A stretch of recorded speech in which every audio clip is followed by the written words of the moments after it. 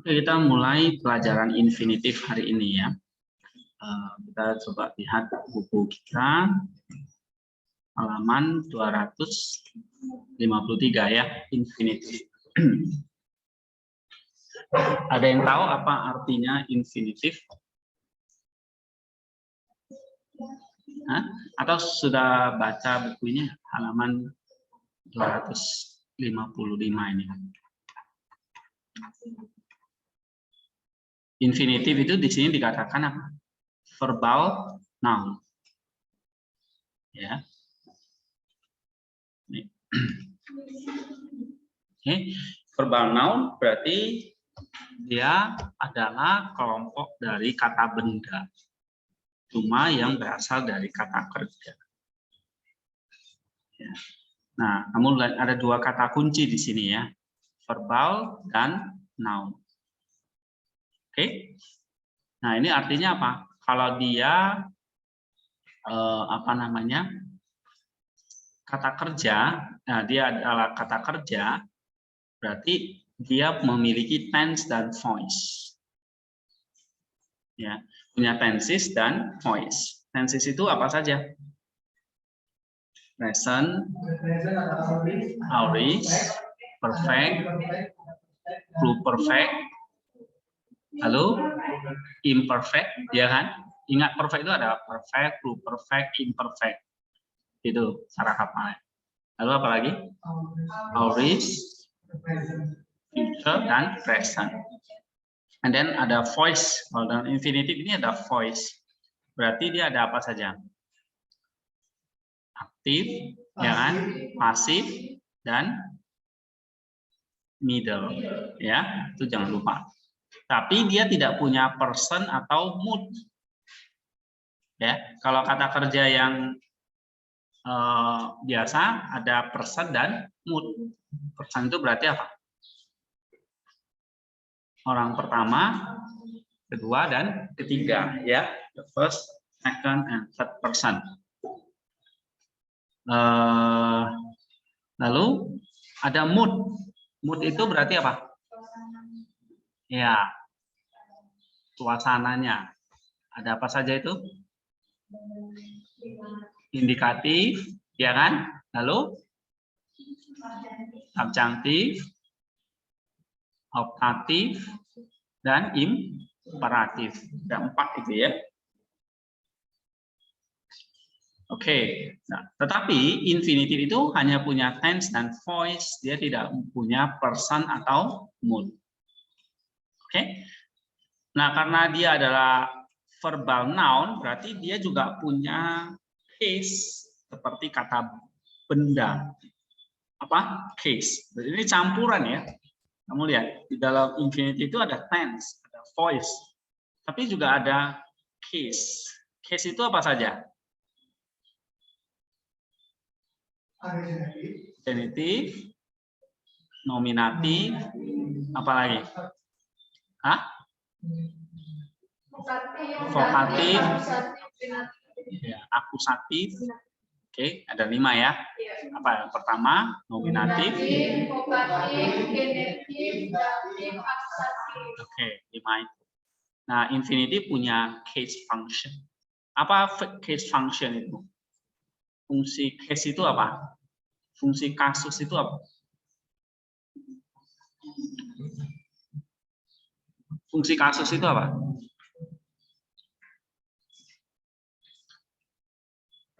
Ya, ini pelajaran semester lalu ya, di Unani 1.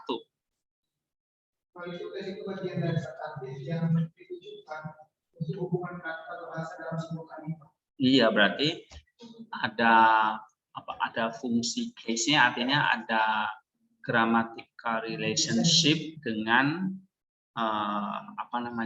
dengan kata lain di dalam satu kalimat. Ya, masih ingat nggak case itu apa?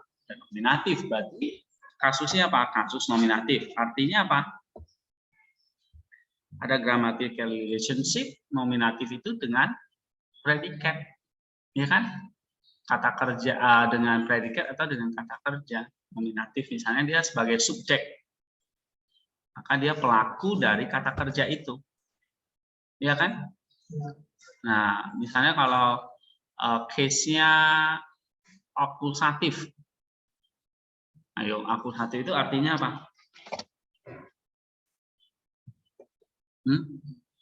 Case-nya, kalau case-nya akusatif artinya dia sebagai apa?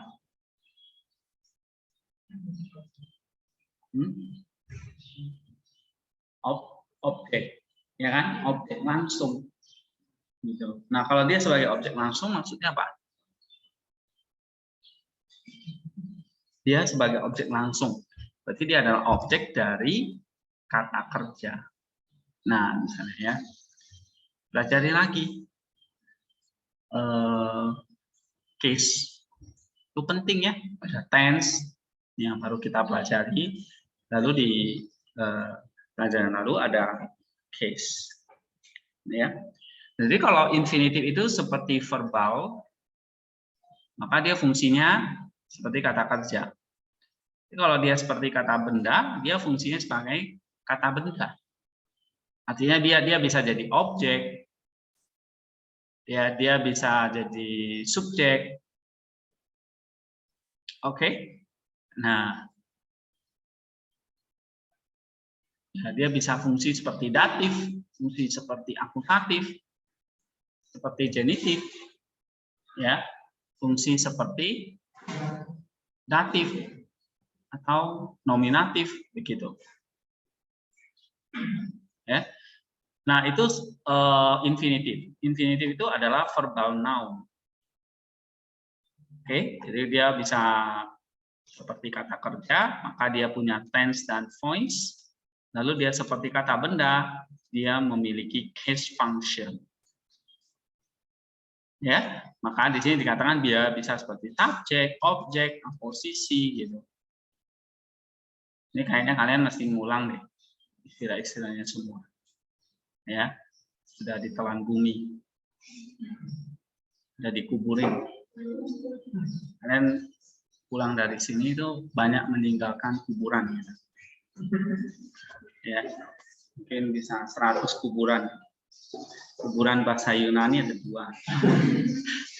Disitulah saya menguburkan semua tulang belulang bahasa Yunani. Oke. Nah, kita lanjut tentang infinitif ini lagi. Nah, infinitif bisa berfungsi seperti ini ya. Kalau dia sebagai kata kerja, maka dia fungsinya verbal di sini. Oke. Verbal dalam pengertian absolut ya. Murni kata kerja. Oke. Tapi satu sisi dia bisa fungsi sebagai adverbial. Adverbial artinya apa? Adverbial ini.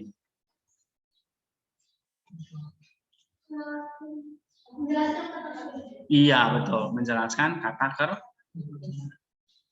Ini lupa lagi kan? Ya. Absolut berarti ini murni, fungsi benar sebagai kata kerja. Tapi kalau adverbial, dia mendampingi kata kerja, menjelaskan kata kerja. Seperti purpose, ingat ya? Karena apa namanya? Kalau kita belajar dulu, belajar genitif, belajar datif, ya kan? Ada genitive of time, benar nggak? Genitive of purpose, dative of result, ya kan? Cause, means, dan sebagainya. Nah, ini di dalam infinitive juga ada. Kenapa ada? Karena dia fungsinya seperti verbal. Ya, maka adverbial dia. Nah, kalau dia sebagai kata benda atau nominal, nominal ini artinya kata benda, maka dia bisa fungsinya sebagai substantival, sebagai subjek, posisi sebagai subjek, objek, dan sebagainya. Lalu dia bisa juga adjectival. Nah, adjectival ini artinya apa sih? Mendampingi kata benda. Berarti dia menjelaskan kata benda. Itulah namanya adjectival. Nah, namanya istilahnya lebih keren dikit ini ya. Exegetical. Coba ngomong. Exegetical. Iya. Jadi tolong, ini kita sudah sampai halaman 500 lebih ya, 200 lebih ya. Tapi 100 sampai 200 ini jangan dilupain dong. Ya. Nanti minggu depan saya kasih soal deh. Ya, soal mulai dari case sampai infinitive ini. Iya, karena diborong kan, infinitive itu memborong semua loh. Dia borong apa ini? Adverbial, adjectival, substantival, verbal. Berarti di dalamnya dia borong case, ya. Dia sudah borong apa lagi? Tenses. Gitu. Makanya kenapa pelajaran infinitive itu agak belakangan. Karena dia menggabungkan pelajaran-pelajaran sebelumnya. Nah, nanti sama, kita setelah infinitive kita mau belajar participle. Kalau infinitive verbal nominal, ya, maka participle itu verbal adjectival, verbal adjective. Nah, fungsinya lebih kurang sama seperti infinitive. Ya, nah maka kita lihat yang pertama. Tadi dikatakan kalau infinitive itu bisa independen, dependent, artinya dia secara verbal dan nominal. Kalau verbal itu berarti absolut dan adverbial, nominalnya bisa substantival dan adjectival, ya. Jadi bisa sebagai subjek, objek dan sebagainya. Kalau sebagai kata sifat, dia menjelaskan kata benda atau istilahnya exegetical. Oke, nah sekarang kita lihat adverbial uses ya. Apa artinya ini tadi sekali lagi? Adverbial uses itu artinya apa?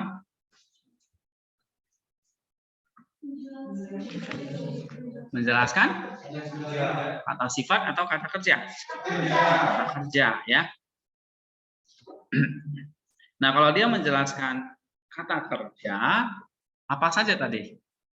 Di sini lihat, purpose, result, cause, means, dan sebagainya kan. Nah, ini ingat lagi pelajaran waktu kita belajar kasus atau case. Misalnya datif, nominatif, ya kan? Akusatif, genitif. Nah, itu kan sudah banyak. Saya kasih contoh-contoh, soal-soal. Mungkin lupa. Nah, kalian kita mesti bertanya, kenapa ya kok saya lupa? Mungkin pertama faktor memang usia. Karena kalian makin tua kan, makin pikun. Tapi sebetulnya itu natural, nggak bisa kita hambat. Nah, tapi kita bisa perlambat kepikunan kita dengan nomor yang kedua, Pak. Sering pakai, sering diulangi, gitu ya. Contohnya saya lah, misalnya, saya tiap tahun, tiap semester mengulangi ini. Jadi lama-lama lengket sendiri gitu loh. Ya, bayangin udah berapa angkatan gitu.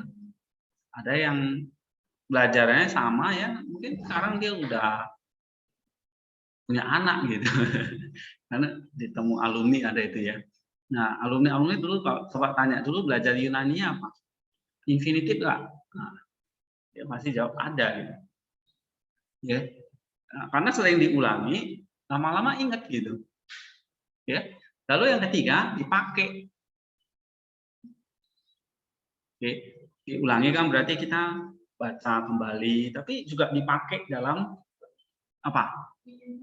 Ya, dalam hal yang diperlukan lah ya, misalnya bikin khotbah begitu, ya, atau buat apa lagi, atau buat paper ya kan, misalnya gak hanya khotbah ya, bikin jurnal, artikel, waktu kalian eksegesis ya kan, gitu. Nah itu kalau sering dipakai lama-lama ingat, ya. Nah, misalnya nih, kita belajar infinitive purpose hari ini. Oke. Nah, berarti langkah yang pertama diulangi. Yang kedua dipakai. Gitu. Baru nanti lama-lama itu jadi long term memory. Ya. Oke, yang pertama purpose. Infinitive of purpose. Berarti purpose itu artinya apa? Tujuan. Maka infinitive dipakai untuk apa? Menyatakan tujuan dari satu tindakan kata kerja itu. Ya.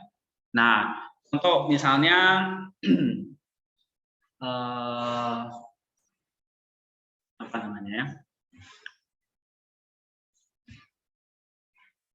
yang menyatakan tujuan. Dia pergi, dia belajar supaya lulus. Yang mana infinitive purpose-nya? Lulus. Lulus itu menjelaskan apa? Tujuan dari belajar. Ya, kalau bahasa Inggrisnya, she studies to pass the exam. Nah, ya kan? Dia belajar supaya lulus ujian. To pass. Nah, berarti infinitive kalau dalam bahasa Inggris diartikan to kata kerja, to tambah verb, to go. Nah, itu infinitive. Ya, kalau dulu yang di SMTK pasti belajar ya. Sama Bu Rina dulu, belajar nggak? Infinitive. Ya, sudah dikubur soalnya. Ya, itu kan dulu ada bahannya itu. Ya, kenapa kok SMTK itu udah belajar seperti ini ya? Tujuannya ya ini. Supaya waktu belajar infinitive itu udah ngerti. Karena untuk belajar bahasa Yunani ya basicnya bahasa Inggris. Infinitive. Ya. Nah, kalau di bahasa Indonesia masih kurang. Oke. Nah, dasarnya itu bahasa Inggris. Oh, infinitive. Berarti to tambah verb. To go, to live, to read, ya kan? To eat, apalagi? To love, ya kan? Dan sebagainya. Nah, to plus verb di sini menjelaskan definisi purpose-nya. Nah, kalau dalam bahasa Yunani gimana? Nah, di sini ada yang infinitif biasa, tapi ada yang pakai to. Terus plus infinitif atau is to infinitif atau pros to infinitif. To ini apa? Definite artikel kan? Oke, nah kita udah belajar kan definite artikel. Tapi tambah infinitif. Lalu ada is to plus infinitif. Ya. Pros to plus infinitif. Ya. Nah, jadi semester ini semester lalu kita udah belajar preposisi, gitu. Ya. Nah, bahkan semester lalu kan kalian belajar vocab. Ya, semester ini aja kalian kayaknya udah rada apa ya, males-males gitu. Ya. Karena kalian belajarnya kalau disuruh kasih tugas baru belajar ya. Ya kan? Kalau nggak disuruh hafal nggak hafal. Gitu. Enggak? Ya. Coba semester lalu kalian sama semester ini mana lebih semangat? Semester lalu kan? Semester ini kalian kayaknya males-males. Benar nggak? Kenapa gitu? Faktor usia. Masa? Hah? Oke, ini masih ada waktu 2 bulan ya. Jadi kita masih tambah banyak tugas nih ya. Hafalannya dilanjutin ya.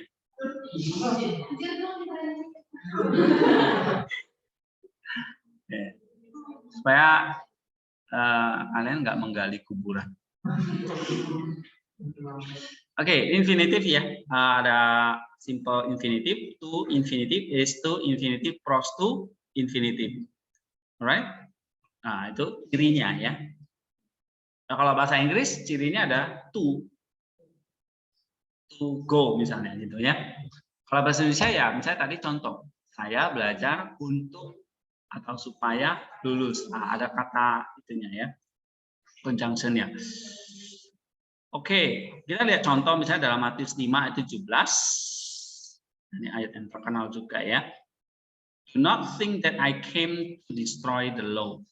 Ya kan?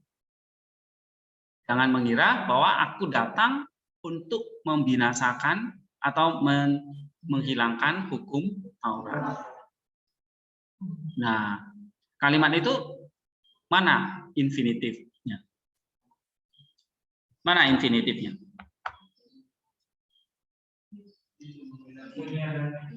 Hah?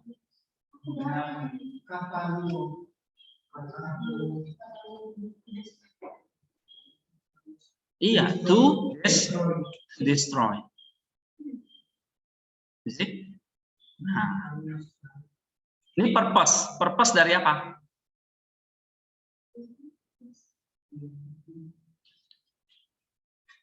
Kata kerjanya kan, namanya adverbial. Kata kerjanya apa di sini?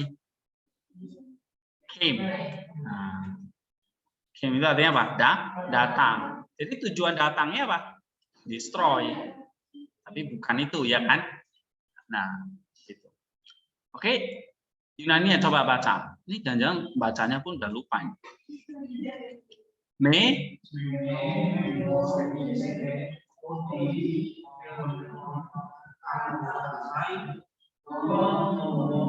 Oke, nah waktu kalian kerjakan PR atau soal yang saya kasih itu dilatih bacanya, dengerin, ada audionya kan? Oke, supaya ya itu tadi ya, jadi long term memory. Banyak yang selesai Yunani seperti lega gitu ya, habis itu dia lupa. Me nomi sete hoti elton katalus saiton nomon. Coba kita buka ya, Matius 5 ayat 17. Di situ infinitifnya apa? Kata lusai. Coba diparsing. Dari kata lu. Nah, saya periksa beberapa tugas kalian ya. Nah, itu di suatu semester lalu tuh masih bagus. Ini semester ini kok asal-asal gitu. Harus bikin apa namanya? Kolomnya lah supaya lebih jelas. Misalnya ini, kata lusai. Langsung lihat RSV-nya terjemahkan apa? To abolish gitu loh. Ya, tapi yang saya mau bukan hanya infinitifnya aja.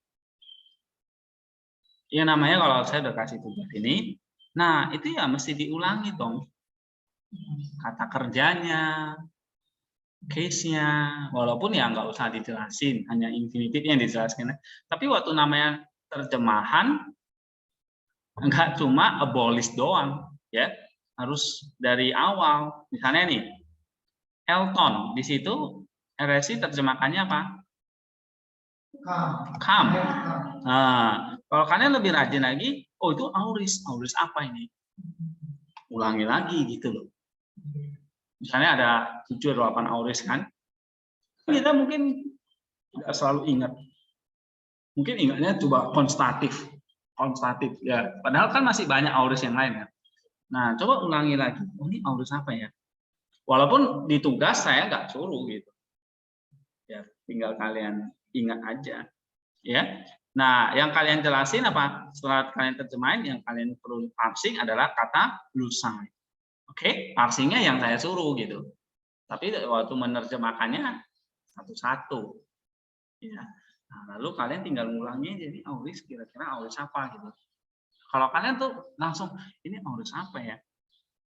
Nggak tahu nih auris ada berapa lagi. Nah, itu tandanya berarti udah mau lupa. Coba-coba diulangi gitu. Ya.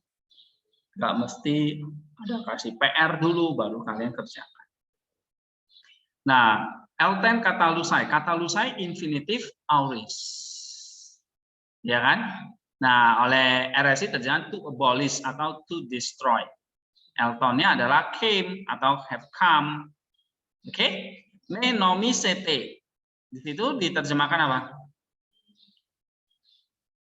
Think not. Ya kan? Atau do not think. Hoti artinya that.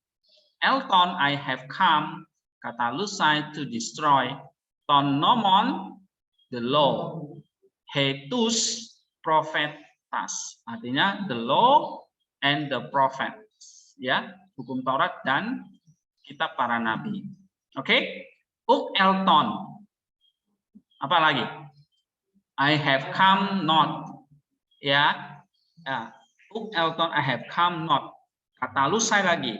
To abolish, okay, ala prerosai, but to fulfill, ya kan? Okay. I did not come to destroy but to fulfill. Nah, ini kinjanya lebih pas. Nah kan kalau sudah diterjemahkan itu, berarti kolom berikutnya apa? Parsing. Pastinya misalnya apa nih? Kata lusai. Infinitif, aorist, aktif. Nah, kamu lihat di sini. Ada aorist ini. Ada aktif. Tapi ada infinitifnya ini. Nah, infinitif ini mau kita pelajari. Apa di sini infinitifnya? Purpose. Tapi kan ada aorist, ada aktif. Nah, aoristnya apa ini? Ayo. Kalau masih bingung, nggak tahu. Konsumatif, konstatif. Aku bukan datang untuk meniadakan atau membinasakan. Iya, gitu loh. Infinitifnya apa? Purpose. Oke. Nah, tapi kan PR yang saya suruh berarti infinitifnya aja ya jelasin. Ya. Nah, kalau itu infinitive purpose berarti kamu lihat kolom berikutnya kasih penjelasan. Apa itu? Dia menjelaskan kata lusa itu menjelaskan apa? Tulis di situ. Tujuan dari apa kata kerjanya? Tujuan dari Elton. Nah, gitu. Tahu nggak? Nah, berarti kolom berikutnya lagi kamu harus bisa menerjemahkan. Oh, aku tidak datang untuk. Nah, kata untuknya jadi penting ini. Nih, kenapa ada kata untuk di sini? Karena purpose. Nah, ya, aku bukan datang untuk meniadakan. Nah, jadi kata untuk itu indikasinya apa? Purpose. Makanya LAI terjemahkan untuk. Karena di situ ada infinitive of purpose. Ya. Kalau yang kita punya ini kan langsung jadi nih barangnya nih. Tapi dari mana asalnya, mana buatnya kita nggak tahu. Nah, sekarang waktu kalian belajar infinitive ini jadi tahu nih. Oh, ada kata untuk di situ maksudnya ini menjelaskan purpose. Makanya hasilnya ada kata untuk di situ. Jadi ngerti ya maksudnya ya. Nah, lalu satu lagi lihatlah diagramnya. Tuh. Elton kata lusain. Lihat tuh, kata lusain itu di bawah kan? Enggak. Nah, di sini infinitif menjelaskan apa? Elton yang di atas. Ya kan sama. Ini Elton di bawahnya ada kata lusain. Infinitif menjelaskan Elton juga. Lalu pre-rosai. Ini juga infinitif purpose. Bukan datang untuk meniadakan, tapi menggenapi. Menjadikan itu penuh, genap. Gitu. Ya, berarti hukum Taurat yang di PL itu belum genap. Nah, waktu Yesus datang, ketika Yesus datang, dialah yang menggenapi. Kan gitu pemahamannya.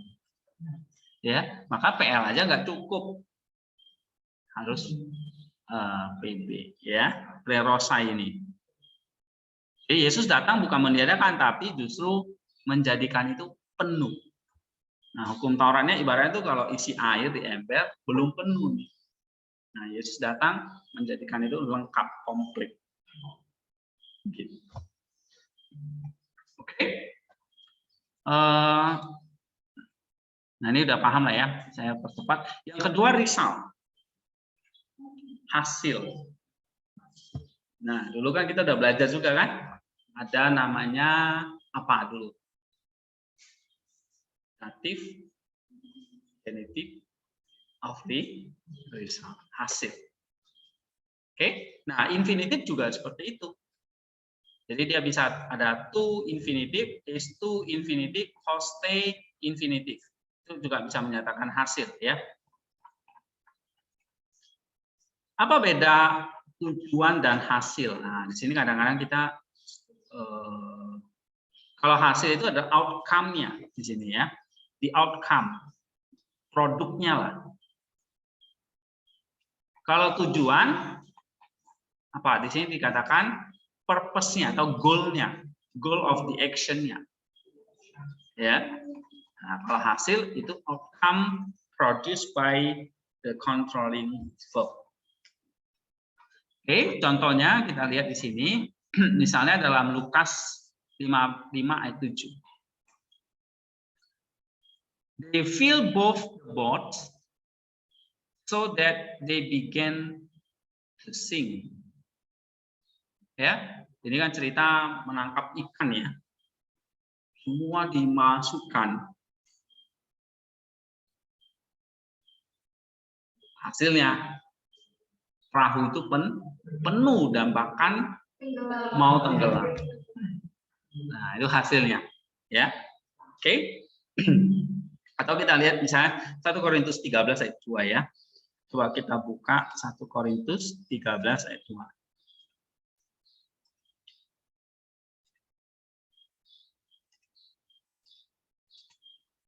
Right. Sekalipun aku mempunyai karunia untuk bernubuat dan aku mengetahui segala rahasia dan memiliki seluruh pengetahuan dan sekalipun aku memiliki iman yang sempurna untuk memindahkan gunung, tapi jika aku tidak mempunyai kasih, aku sama sekali tidak berguna. Nah, kira-kira di situ yang mana menyatakan hasil? Nah, di sini karena if I have all faith so as to remove mountains. Ya, jika aku punya seluruh iman yang bisa memindahkan gunung, untuk memindahkan gunung, ya, iman yang memindahkan gunung. Nah, itu risalnya, gitu. Ya, kalau kita lihat Yunaninya di sini, mana infinitifnya di situ apa? Hah? Nih, metis tanai, ya kan? Nah, sebelumnya lihat ada kata hostate, benar nggak? Baru infinitif. Nah, ini ada indikasinya bisa purpose, bisa result. Hati-hati, nggak semua purpose ya, tapi bisa juga result. Oke, nah di sini contohnya result bahwa I have faith so as to remove mountains. Kalau RSI terjemakannya apa? Iya, atau so that I could remove mountain. Oke, kalau lain terjemahkan sekalipun aku memiliki iman yang sempurna sehingga aku memindahkan gunung. Bukan tujuan ya. Kalau LAI tujuan ya di sini ya. Untuk. Tapi lebih pas ini hasilnya. Sekalipun aku memiliki iman yang sempurna sehingga hasilnya apa? Aku bisa memindahkan gunung. Bukan punya iman untuk memindahkan gunung. Bukan situ tujuannya. Oke. Nah, yang ketiga adalah time. Time berarti ini indikasi menjelaskan temporal relationship atau waktu ya, temporal. Nah, ada beberapa nih. Kan dulu kita udah pelajari genitive of time ya. Ada antecedent. Oke, ada contemporaneous. Nanti ingat nggak ini? Antecedent, contemporaneous, subsequent.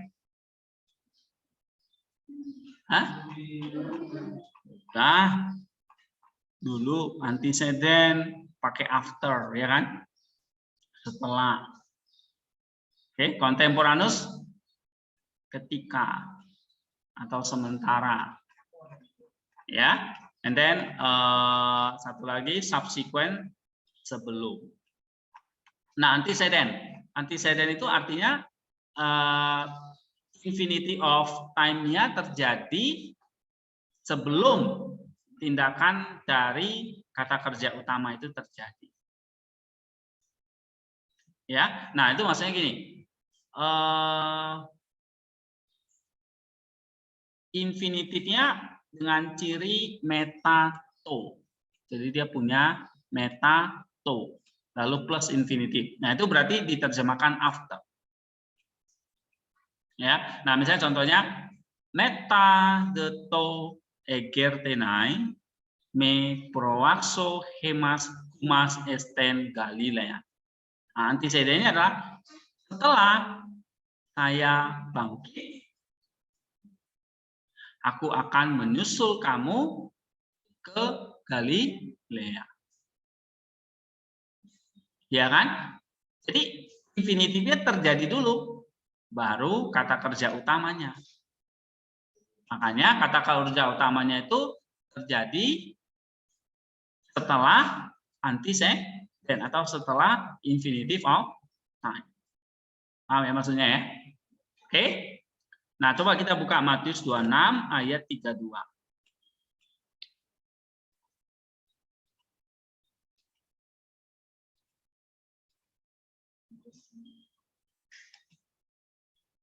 Nah, ini dia. Coba baca. Meta de to eger tenai. Oke, terus me proazo umas esten Galilea. Ya. Oke, RSV-nya but after I am raised up, I will go before you to Galilee. Ya, akan tetapi sesudah aku bangkit, aku akan mendahului kamu ke Galilea. Yang mana duluan terjadi? Bangkit dulu atau mendahului? Bangkit dulu, ya kan? Baru Yesus menyusul mereka ke Galilea. Alright, kalau kita perhatikan di sini, ada kata meta, benar kan? Preposisi. Nah, preposisi kan udah dipelajari ya. And then plus infinitive, aorist pasif. Nah, ini udah harus ingat. Berarti ini sudah antecedent. Nah, itu cirinya. Oke? Nah, berarti meta de argetene me. Berarti di situ diterjemahkan apa? But after I am raised up. Ya kan? Proazo. Proazo itu artinya apa? I will go. Ya kan? Humas. I will go before you, ya kan? Esten Galilean. Itu Galilea, ya. Nah, sekarang kita lihat diagramnya. Nih. Meta to erge egertenai. Nih. Itu infinitive of time. Menjelaskan time dari apa? Proazo. Kata kerja utamanya apa di situ? Proazo. Jadi kapan Yesus akan mendahului mereka? Iya, itu dia. Maka time itu selalu menanyakan kapan terjadi. Kapan Yesus mendahului mereka ke Galilea? Metato tadi, setelah dia bangkit. Ya, bukan sebelum, tapi setelah.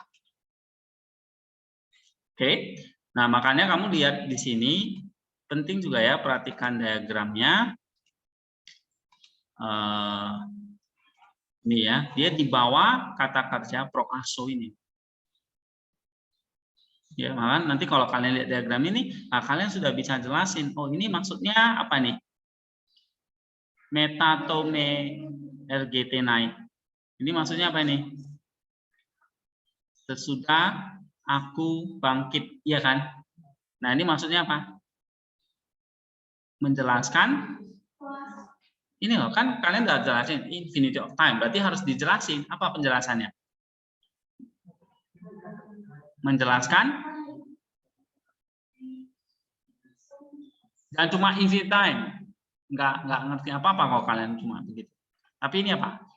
Menjelaskan apa? Time atau antecedent dari kata kerja apa?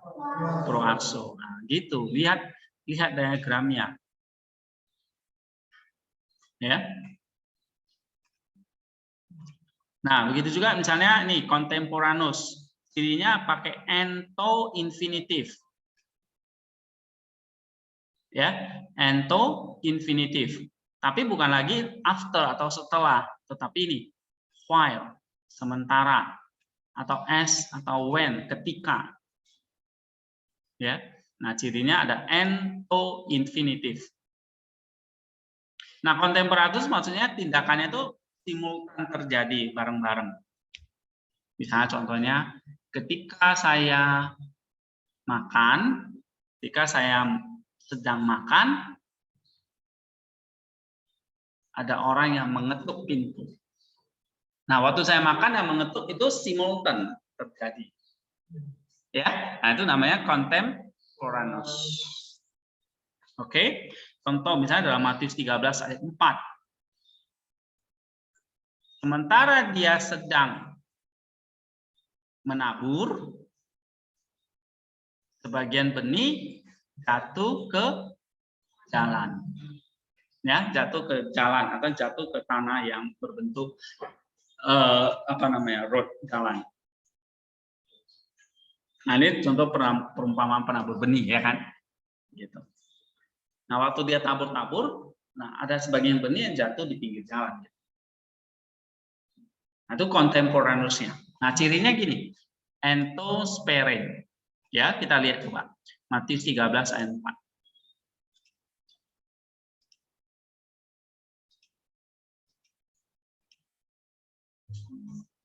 Oke.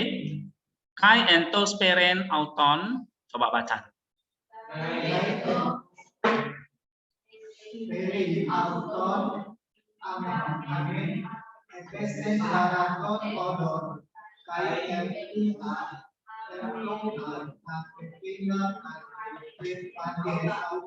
Iya.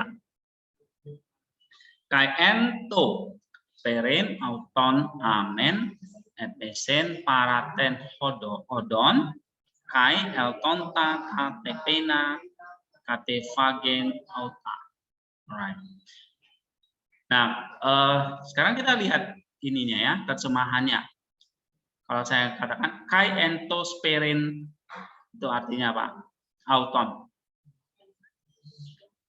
And as he saw, ya kan? Ha men epesen. Apa? Apa? Epesen fall. Paraten odon fell along the path, ya kan? Kai eltonta sa tepena, and the birds came katefagen and devoured auta them. Nah, gitu ya. Jadi belajar lihat satu-satu begitu. Lihat terjemahannya. Jangan cuma di copy paste, gak ada gunanya. And then lihat diagramnya. Nah, ini satu lagi. Oke. Nah, ini nanti kalau ada infinitif, ini harus pakai diagram. Lihat tuh. Ento auton speren.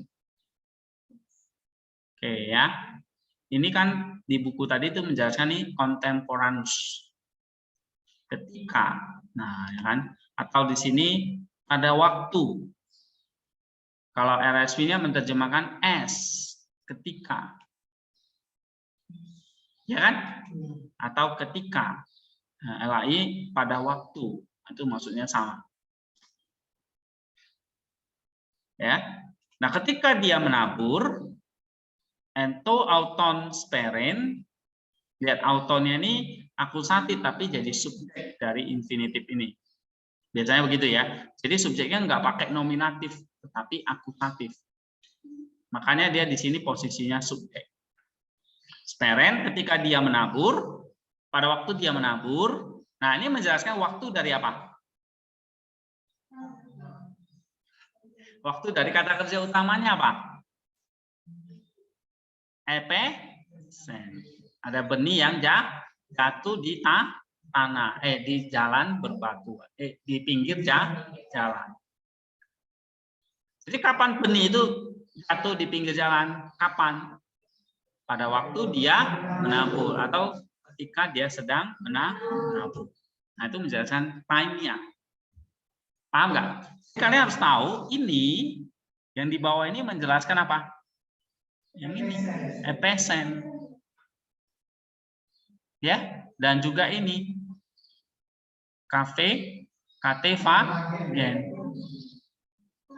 Ya, ada yang jatuh pinggir jalan, ada yang dimakan burung gitu. Ya. Oke. Next. Subsequent itu artinya apa? Kebalikannya tadi ada antecedent, after. Nah, subsequent, before, sebelum. Nah, rumusnya ini, rumusnya pro to plus infinitive atau in plus infinitive atau print a infinitive. Nih ya, nah, ini sudah ada di sini. Nah, kita lihat contohnya Matius 6 ayat 8. Dan ini terkenal juga ya. Bapakmu tahu apa yang kamu minta atau apa yang kamu butuhkan sebelum kamu minta. Ya kan? Jadi sebelum kamu minta ini menjelaskan kata apa? Hah? Tahu. Gitu ya kan? Bapak di surga itu sudah tahu. Kapan Bapak di surga tahu? Sebelum kamu minta. Nos ini ya. Oke, nah Yunaninya oiden ho pater humon ho krean ekt prostu humas ahite sai auton. Nah, kalau kita lihat nanti sintaktik formnya, maka ini ya, rumusnya ini kan protu lalu ite sai. Ini infinitive subsequent. Menjelaskan kata kerja apa? No, ini oiden. Nah, kalian lihat, pasti di bawah oiden. Sekarang ke Matius 6 ayat 8. Ya kan? Lihat sintaktik formnya.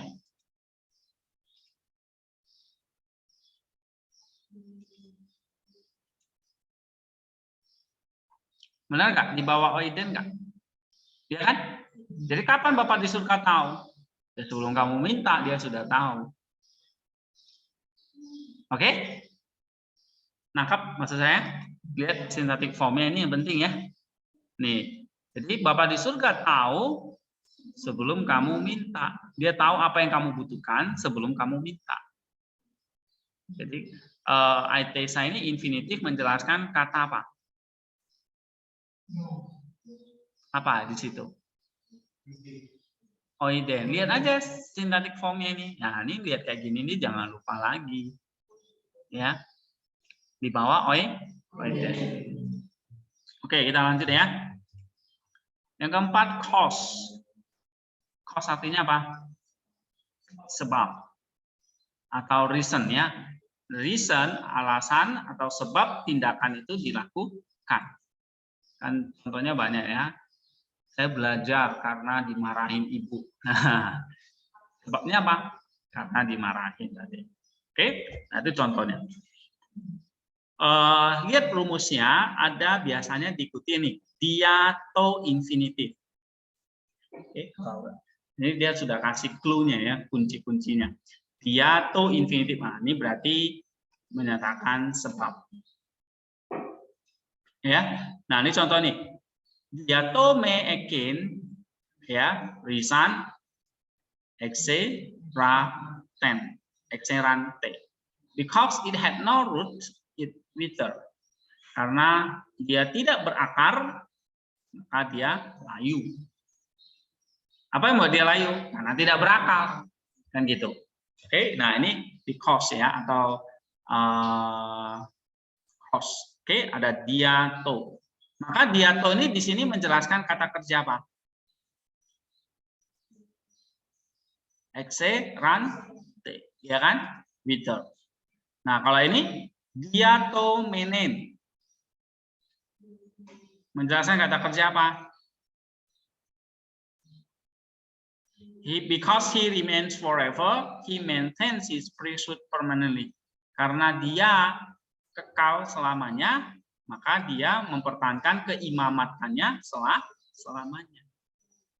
Kenapa kok Yesus imam yang kekal? Karena dia kekal. Ngerti nggak? Jadi kata diatomenen itu dia menjelaskan kata kerjanya apa di situ? Hah? Maintains, ya kan? Ngerti nggak? Oke. Nah, ini saya percepat ya. Complementary atau supplementary. Ini perlu lihat ininya nggak? By box-nya. Langsung lihat aja nanti di diagramnya ya. Oke. Complementary atau supplementary ini artinya apa? Infinitive itu menjadi seperti helper, penolong bagi kata kerja itu. Ya, misalnya contohnya ini ya.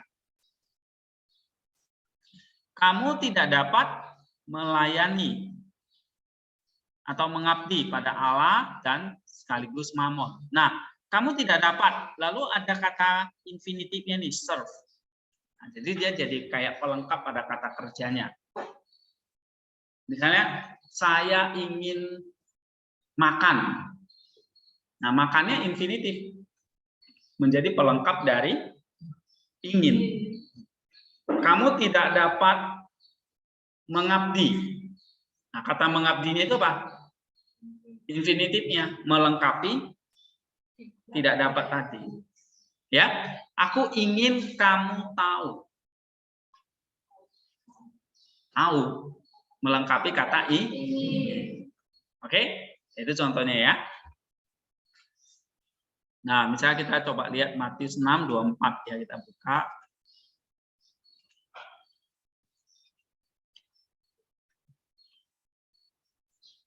Ya, kita klik kanan diagramnya. Tuh, infinitifnya mana di situ? Udis, Junatai. Nah, baru di situ ada Julin. Ya kan? Junatai kan itu artinya apa? Dapat. Baru di situ dilengkapi oleh infinitif Julin. Nah, ini posisinya sejajar gini ya. Nah, ini artinya jadi complementary. Ya. Jadi kita perhatikan ada purpose, ada result, ada time, ada cost, dan iya complementary. Oke. Jadi dia posisinya nggak di bawah Dunata ya, tapi sejajar. Nah, itu artinya complementary. Nah, kalau tadi infinitif yang lain semuanya di bawah kata kerja itu. Oke, ada pertanyaan nggak? Kalau nggak kita lanjut ya. Ya, hari ini kita mau selesaikan infinitif. Lalu nanti kita bahas PR kalian yang kedua. Sehingga minggu depan kita bahas infinitif lagi, bentuk latihannya. Terus kita pelajari participe. Participe selesai, nah kita udah mulai review, mulai belajar ini klausa-klausa ini. Karena di sini intinya ini, ya, gitu. Jadi kalau sudah belajar semua teorinya sampai participe, ya udah sekarang tinggal pakai. Berarti saya kasih ayat apapun, kalian sudah ngerti tanda-tanda cabang-cabang ini kayak ranting-ranting ini. Ya, ibarat kayak pohon. Pohon itu berarti kan ada akar dan batangnya kan.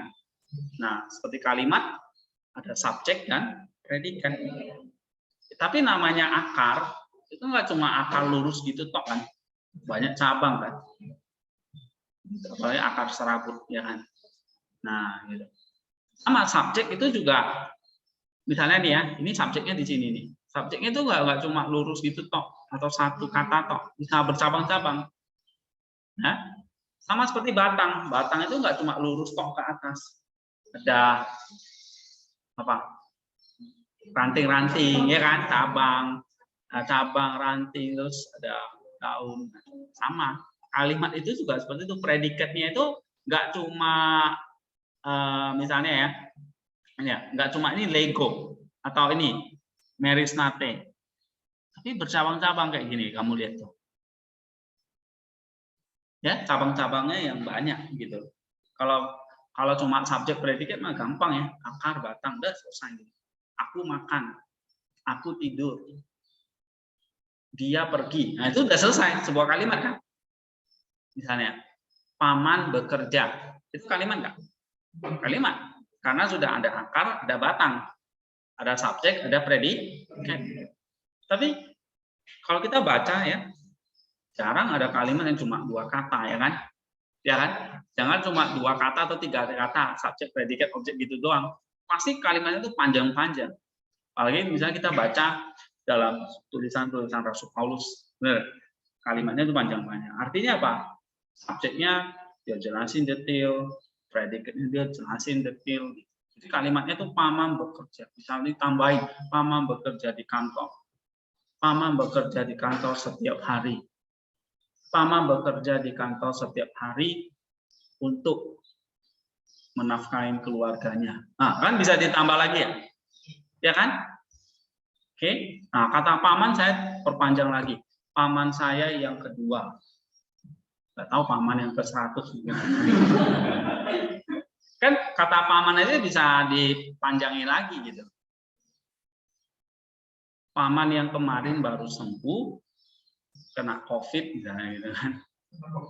Nah, pergi bekerja ke kantor setiap hari untuk ini dan pulang ini. Nah, bisa ditambahin terus sehingga sebuah kalimat itu atau informasi itu jadi lebih detail. Nah, begitu juga kita. Jadi kita pelajari ini ya, kenapa kok ini kok rumit banget gitu ya. Misalnya 1 ayat aja ini kok panjang sekali kayak gini. Ya karena kan penulis itu ya ingin menyampaikan satu informasi dengan jelas. Kalau cuma paman bekerja aja kan orang bertanya-tanya, paman siapa, paman yang mana, bekerja di mana, kerjanya apa, kapan, siapa, di mana, kan gitu kan? Gitu. Jadi perlu diperjelas sebuah sebuah informasi itu, sehingga muncul sama seperti dalam perjanjian baru, ya. Jadi kalimatnya itu panjang-panjang. Nah, kita harus bisa mengerti mulai dari akar, terutama ya akar, batang, tapi cabang-cabangnya. Oke.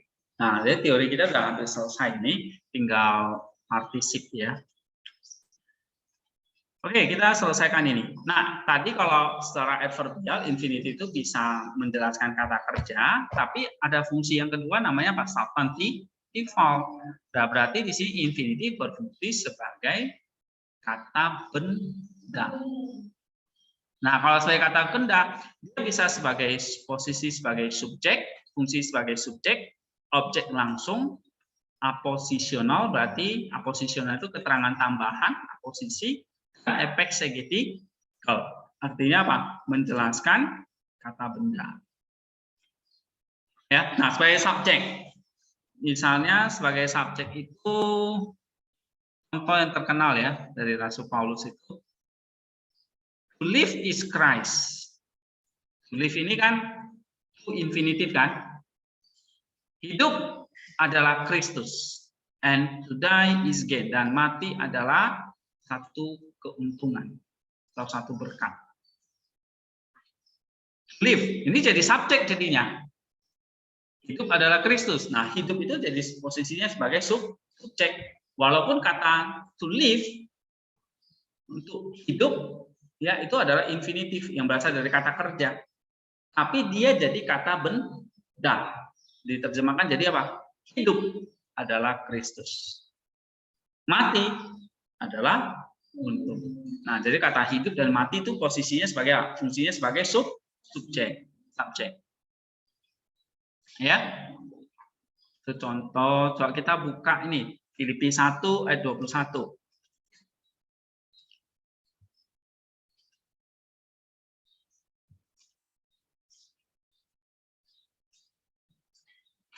Ya. For me to live is Christ and to die is gain. Coba baca Yunania. Enoi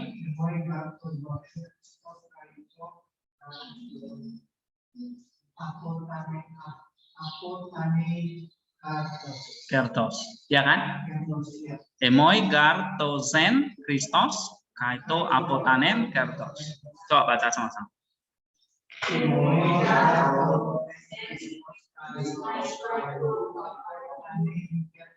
Iya. Nah, itu terjemahannya udah tahu lah di situ ya. Sekarang kita mau lihat ini diagramnya. Tuh. Subjeknya mana di situ? Emoi. Bukan. Emoi itu datif, ya kan? Datif. Indirect objeknya. Tapi subjeknya apa? Tozoin ini yang di sebelah sini, lihat di LCD-nya. Tozoin ini. Baru predikatnya estin Christos, estin kerdos. Benar nggak? Jadi akarnya ini dia. Oh, akarnya ini infinity nih. Tozen dan to apo tanen. Ya, kalau diparsikan infinity present aktif, ini infinity aorist aktif. Jadi, ya. Nah, jadi ini posisinya, fungsinya apa nih infinitive? Subjek. Subjek dari apa? Estin. Nah, itu harus bisa jelaskan begitu ya. Nah, kalau dia sebagai subjek, berikutnya juga sebagai direct object. Biasanya kan direct object itu kan akusatif ya. Ya kan? Nah, ini diambil bisa juga dipakai oleh infinitive. Contoh gini.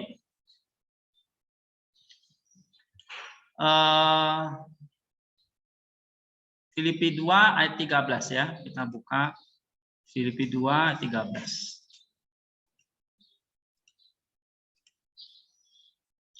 Karena Allah yang mengerjakan di dalam kamu baik kemauan maupun pekerjaan menurut kerelaannya. Kalau dari bahasa Indonesia sudah jelas ya, mengerjakan apa? Kemauan dan pekerjaan. Ya kan? Itu objeknya. Ya, nah ini saya minum kopi. Objeknya apa? Kopi. Saya menulis sebuah surat. Surat. Itu objeknya. Nah, misalnya kalimatnya saya ganti gini. Allah mengerjakan di dalam kamu kemauan dan pekerjaan. Objeknya apa? Iya, itu objek. Ibu memotong sayur. Sayur gitu. Ya, Allah mengerjakan pekerjaan dan kemauan. Iya, di dalam kamu. Ya kan misalnya gitu. Sama. Cuma pekerjaan kemauan ini bukan akusatif tapi sebagai infinitif. Makanya kita lihat ya. To telein itu artinya kemauan, to energen itu artinya pekerjaan. Ya, sebetulnya to telein itu artinya ya the will and to energize, energen. Energen itu artinya apa? Bukan sebetulnya kalau diterjemahkan pekerjaan itu rada kurang pas ya. Tapi Allah itu mengerjakan apa? Mengerjakan telein, kemauan, dan juga energi. Energi itu kayak mentas kamu kayak apa ya? Handphone yang ditas gitu. To energize. Bahasa Inggrisnya itu bagus ya. Bahasa Yunani itu bagus ya. To energen, artinya to energize. Ya, membangkitkan energi. Nah, gitu. Iya. Yang Chris tadi yang saya bilang. Ya. Makanya to energen, to energize itu yang membangkitkan energi sehingga kita jadi punya apa? Kekuatan. Sama kayak apa ya di bank kalau dikasih. Sama kayak tadi ya contoh handphone di tas. Berarti kan kita beri energi kan pada handphone itu kan. Sehingga handphone itu punya daya kan, sehingga bisa nyala, bisa berfungsi. Nah, sama kita tuh diberi energi oleh Allah supaya kita bisa bekerja, berfungsi. Nah, maka di situ diterjemahkan pekerjaan, itu maksudnya. Pekerjaan bagian kita, tapi yang memberi kekuatan itu Allah. Nah, jadi inilah namanya sinergi tadi. Yang kerjakan siapa? Ya kita, bukan Tuhan, bukan Roh Kudus. Tapi kita bisa bekerja karena sudah diberi kekuatan. Sama kayak handphone itu berfungsi dia. Tapi fungsi dia itu dari energi. Kalau nggak ada energi, nggak dicas, ya mati. Nah, sama seperti kita kalau nggak dicas oleh Allah, nggak diberi energi, nggak diberi anugerah tadi, maka kita tuh jadi kayak besi yang berkarat gitu. Nah, kemarin ilustrasinya ada apa tuh? Besi yang dibakar itu ya. Nah, itu kan pasti kalian udah pernah tahu tuh besi yang dibakar itu kayak ini ayat Filipi 2:13 itu. Kita besinya, apinya dari Allah. Oke, nah sekarang kita lihat ini ya. Diagramnya. Nah, lihat di situ totelin dan to energen, benar nggak? Ya, di sini posisinya sebagai apa? Objek. Maka di sini akusatif kan? Ya. Lalu di sini to-nya juga akusatif kan? Jadi perhatikan ada kata to. Ini akusatif berarti posisi sebagai objek. Objek dari apa? Energon. Jadi Allah memberi energi, Allah bekerja. Ini kata bekerja ini juga kurang pas ya. Allah energon, energon. Jadi Allah yang memberi energi supaya kita punya kemauan dan kekuatan.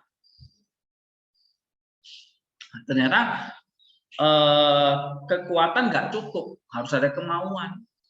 Itu dipadukan, jadilah pekerjaan.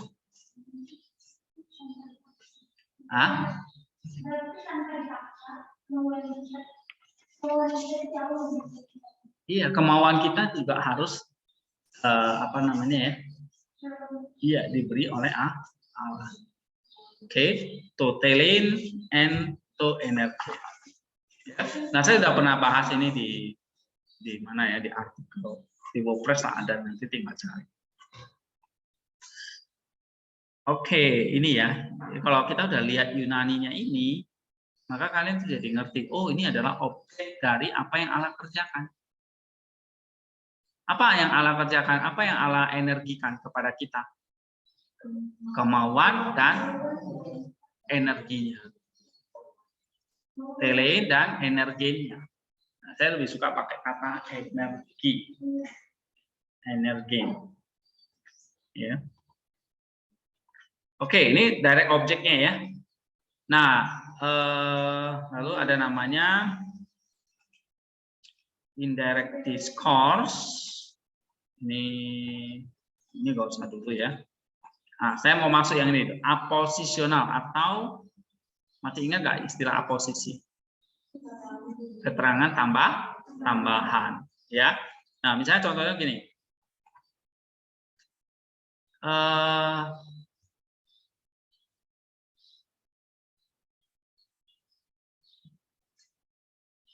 Pure religion, agama yang sejati, maksudnya adalah ini, mengunjungi orang yatim piatu dan janda-janda.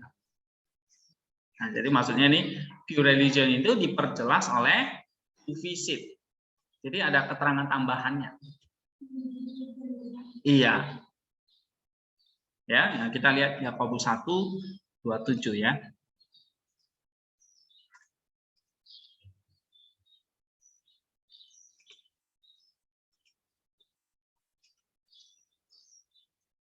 Oke.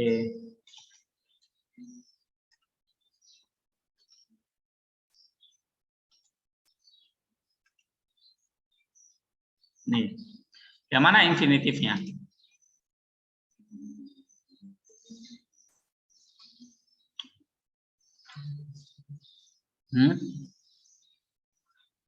Nih ya, agama yang sejati ada sama dengannya kan? Masih ingat dulu kalau ada sama dengan gini berarti apa? Aposisi.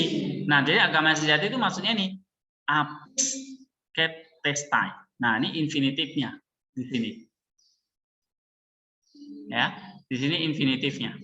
Lalu terrain, ini juga infinitifnya. Jadi dua infinitif ini apa? Dua infinitif ini apa?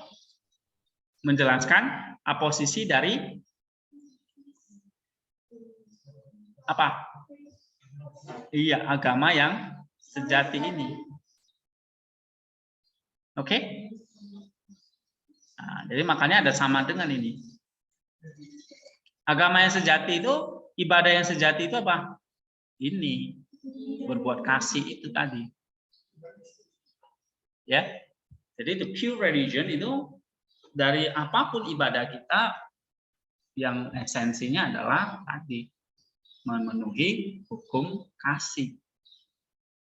Nah, seperti yang saya bilang kemarin, ya, kita ada karena kasih. Maka kalau kita itu ada karena kasih, ya kita merepresentasikan kasih Allah itu kepada sesama. Gitu ya. Jadi kalau kita belajar dari Bapak Gereja, dari teologi Timur itu selalu berangkatnya dari love, kasih.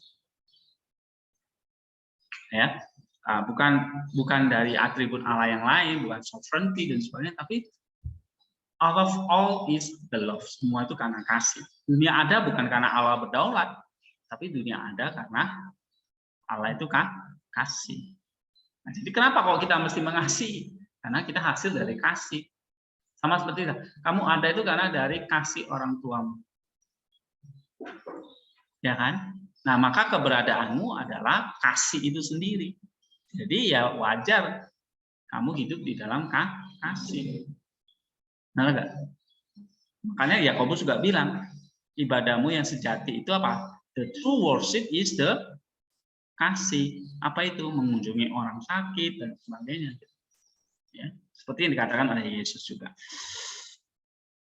Oke, itu sedikit tentang ini ya, tadi tentang kasih. Nah, kamu lihat di sini, to visit ini menjelaskan posisinya. Yang kelima, exegetical. Exegetical tadi fungsinya apa? Menjelaskan kata benda. Infinity itu bisa menjelaskan kata benda atau kata sifat juga ya. Contohnya gini. Nah, aku telah memberi kamu otoritas. Otoritas apa?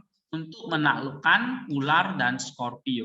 Ular dan skorpio itu maksudnya hal-hal jahat yang ada dalam diri kita. Nah, to treat itu menjelaskan kata apa? Authority. Memberi kuasa. Kuasa apa? Iya, to treat on serpent and scorpion. Jadi kata to treat ini menjelaskan kata bendanya apa? Authority. Bukan lagi kata kerja ya. Oke? Nah, satu lagi, she is free to be married. Dia bebas menikah. Nah, kata menikah ini atau dia bebas dinikahkan ini apa? Infinitifnya menjelaskan kata apa? Bebas. Free ini bebas kata sifatnya. Jadi kata infinitif bisa jadi kayak seperti kata sifat ya, menjelaskan kata benda atau menjelaskan kata sifat itu sendiri.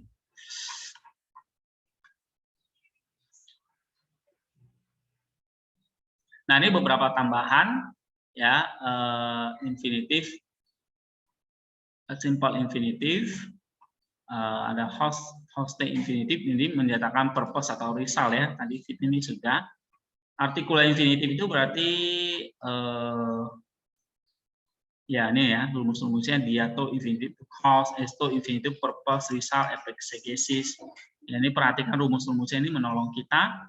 Jadi kalau ada ento infinitif itu result, metato tadi antecedent ya kan, prosto purpose atau result. Jadi perhatikan juga preposisinya ya. Kalau diato infinitif itu seringkali cause, nggak pasti cause. Ya. Kalau esto infinitif bisa purpose, bisa result. Atau kadang-kadang dia bisa exegesis, exegetical tadi ya. Exegetical tadi apa? Menjelaskan kata benar. Oke, selesai. Minggu depan kita tinggal masuk participle. Ya. Oke, ini masih ada waktu. Coba ya, latihan 1 soal atau 2 soal. Coba ini kalian tentukan ya, ini infinitif apa? Nggak usah langsung ini ya, kita langsung ke infinitifnya aja.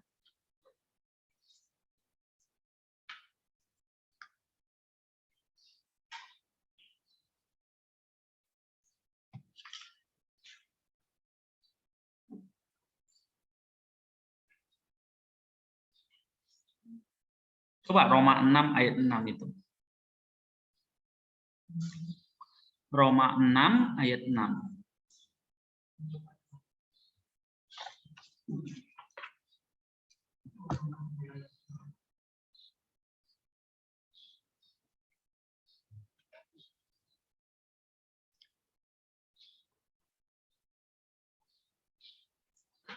Kita buka ya, Roma 6 ayat 6.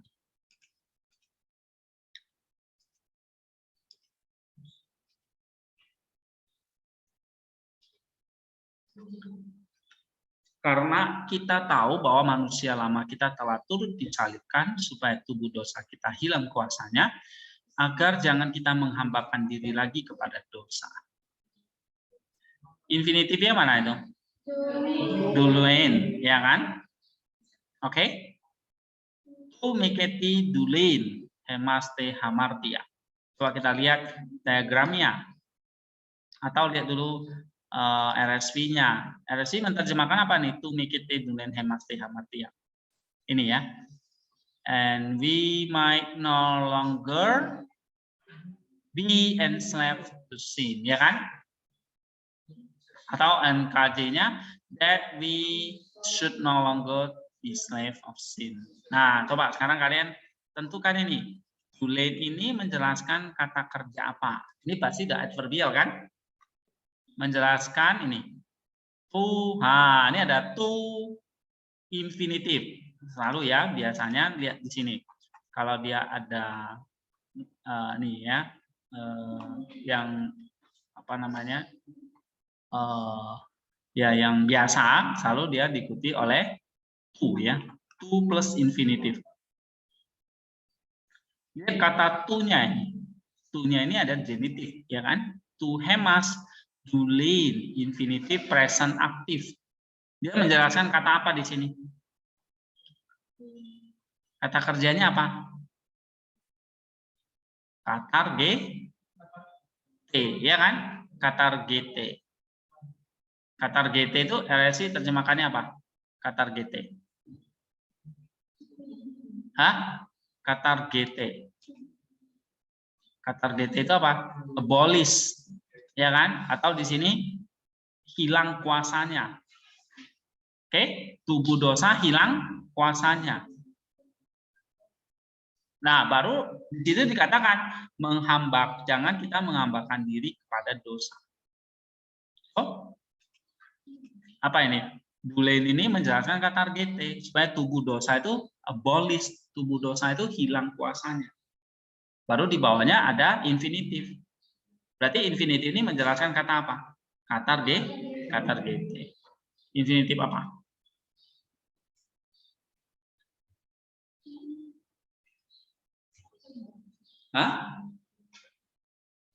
Kalau adverbial itu apa saja tadi? Purpose, result, cause, ya kan? Time, cost. Kalau cost berarti diterjemahkan apa? Kuasa hilang kuasanya karena tidak menghambakan diri kepada dosa. Bukan karena. Kalau complementary dia nggak di bawah. Complementary itu berarti apa? Melengkap, sejajar. Tujuan, ya kan? Iya, tubuh dosa hilang kuasanya. Tujuannya apa? Tidak melayani dosa. Ya kan? Nah, ya ini kalian. Oke, yang kedua. Coba. Nih, ya.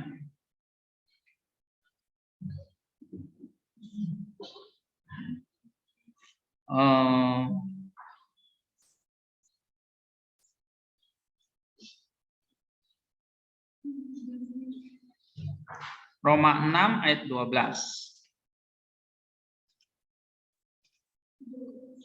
Iya. Sebab itu hendaklah dosa jangan berkuasa lagi dalam tubuhmu yang fana, supaya kamu jangan lagi menuruti keinginannya. Infinitifnya apa di situ?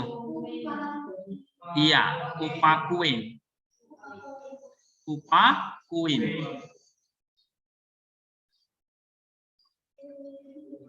Kalau RSI terjemahkannya to make you obey. Dari LAI terjemahan supaya kamu jangan lagi menuruti atau menaati. Oke. Nah, kalau kita lihat diagramnya nih, esto. Nah, sebenarnya lihat, esto itu ada dua kemungkinan ini. Bisa result, bisa purpose. Purpose dari apa? Atau result dari basileto.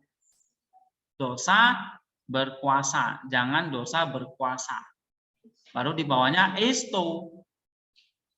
Nah, esto ini result atau purpose? Kalau New King James, that, sehingga. Kalau ini supaya. Ya, dosa jangan berkuasa dalam tubuhmu. Supaya kamu tidak lagi menurut keinginannya. Atau hasilnya kamu tidak lagi menurut keinginannya. Ini dua-dua sebetulnya bisa ya. Purpose oke, kayak LAI ya, supaya ya kan. Tapi kalau hasil sehingga. Nah, makanya terjemahannya itu kalau kamu bilang ini purpose tapi kamu terjemahkan sehingga ya salah. Ya. Gitu. Jadi dua-duanya oke ya, tapi menurut saya ini lebih pas memang hasil. Artinya gini, dosa tidak berkuasa lagi dalam tubuhmu, hasilnya adalah kamu tidak taat pada keinginan dosa. Ya, so the result is kayak New King James itu, that you're not reign in your mortal body, that you should not obey its lust. Oke. Jadi memang kadang-kadang agak membingungkan ya.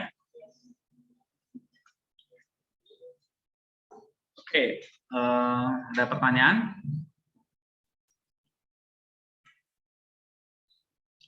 Oke, kalau nggak ada, kita lanjut lagi nanti ya, setengah channel.